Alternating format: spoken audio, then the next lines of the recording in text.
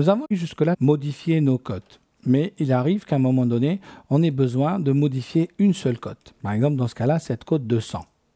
Je vais la sélectionner. Je peux en double-cliquant dessus ouvrir la palette propriétés ou aller en haut dans lancement rapide, lancer propriétés ou aller dans l'onglet vue et on retrouve la palette propriétés aussi.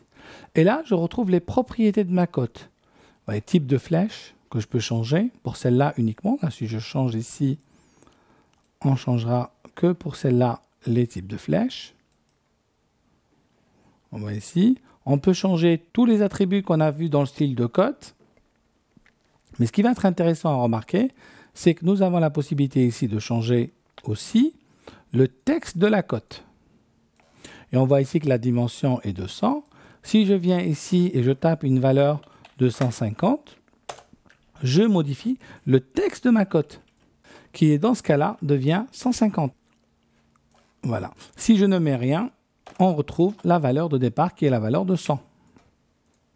Vous avez aussi la possibilité de mettre un texte sur cette cote-là. Vous avez aussi la possibilité de mettre un texte avant la cote ou après la cote.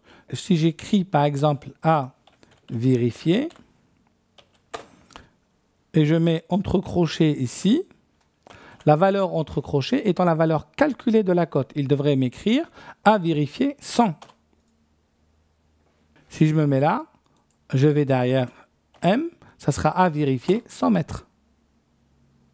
Ou tout simplement, je vais pouvoir mettre, allez, 250.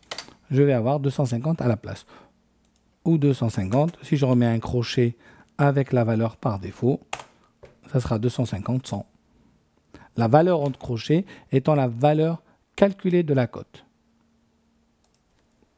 À partir de là, vous pouvez reprendre votre exercice plan de masse qu'on a laissé tout à l'heure et pouvoir le coder tel qu'il est présenté dans votre PDF.